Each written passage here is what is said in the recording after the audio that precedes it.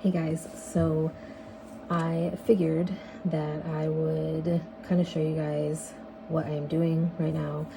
I am actually at one of our outline clinics, which is one that I am at 2 days out of the week.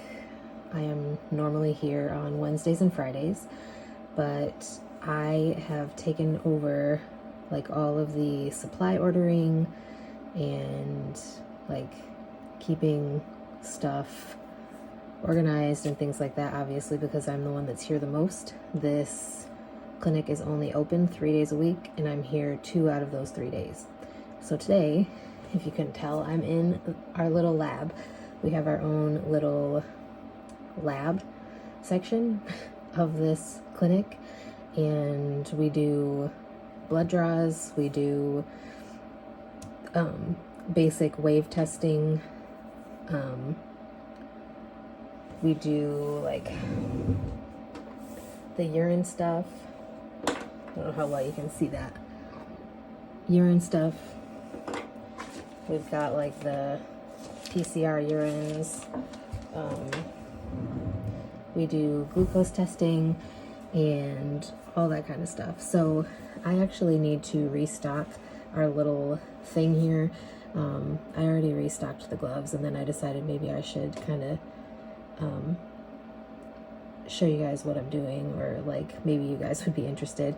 But I really need to go through the tubes and see which ones are expired. There shouldn't be any expired ones, but it's also kind of sparse looking up there. I have to restock our butterfly needles, and I also need to restock our straight needles because I think there's only like 2 of them up there. There's 3 of them. So I am just going to be restocking that for a little bit. I'll put it on like a time lapse so then you guys don't have to watch it in slow motion, and then I'll come back probably.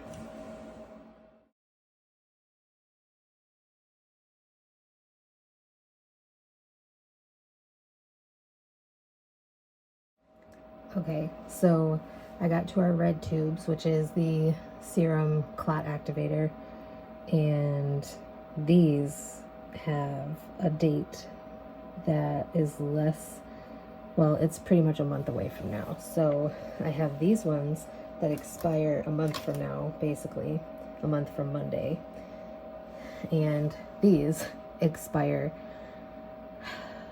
2 months from the date these expire.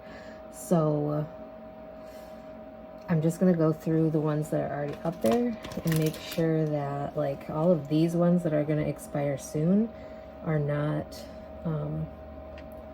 like there's not any expired ones mixed in with them, because if they are expired, I need to get rid of them.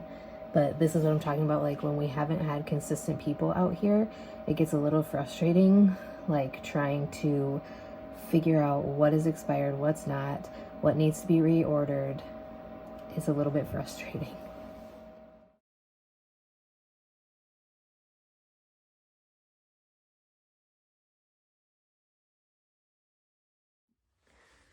So I am pretty much all done in the lab. I kind of hate that they didn't send us the same like pads that we use like after you put the alcohol on it.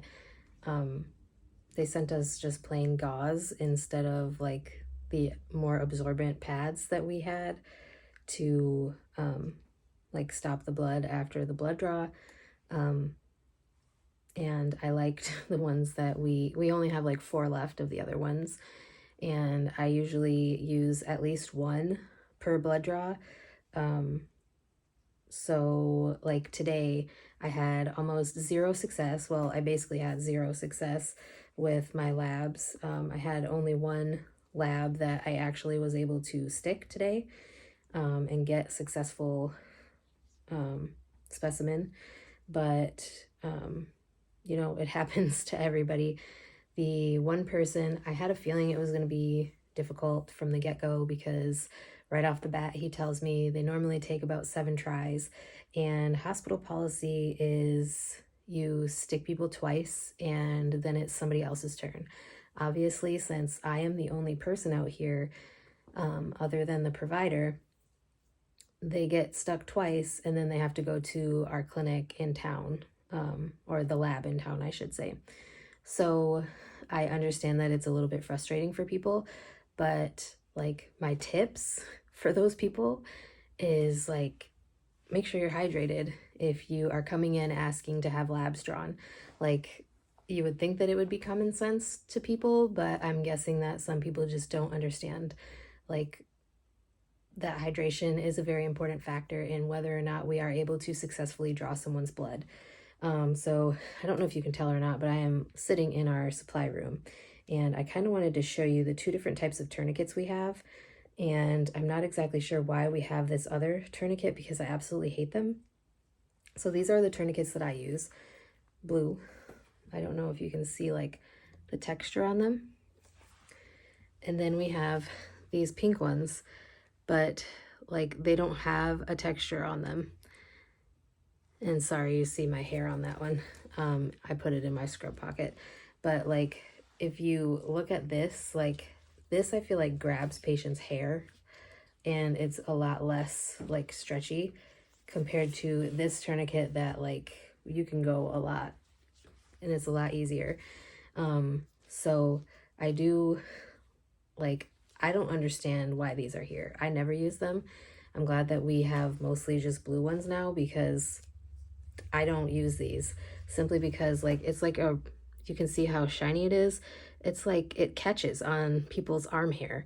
And I feel like lately the labs that I've been drawing out here are older men who have hairy arms. I mean, not that I don't have hairy arms myself, but like I feel bad when I'm like trying to tie a tourniquet and somebody is complaining about the pain because it's pulling their hair. So these ones are a lot easier, I've found.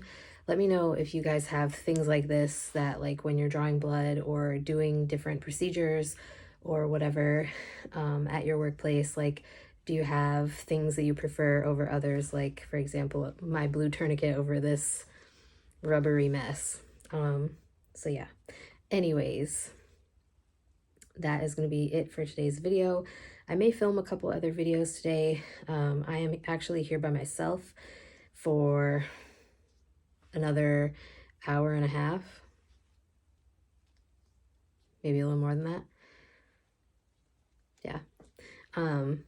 Just because like the provider that I work with left early today, and I've kind of gotten a bunch of stuff done.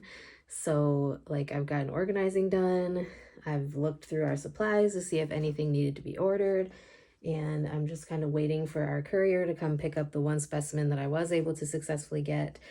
And hopefully he'll drop off some supplies, because I've been ordering supplies like for 3 weeks now that haven't been delivered, which we've had problems with supplies being delivered to our outlying clinics recently. But it's just frustrating because obviously I'm trying to keep things stocked, and I don't want to be blamed when like, you know, I'm ordering the stuff, it's just not being delivered for whatever reason. Like it took us almost 2 weeks to get an emergency drug box, and by law we are supposed to have one. Well, actually I don't know if it's by law or if it is just like the federal, like the program we're under, because we're a rural health clinic, like we have to have an emergency drug box out here. So yeah, anyways, I just thought that I would share my little process of what I'm doing, and hopefully you guys enjoyed it. So yeah, let me know if you guys want to see more.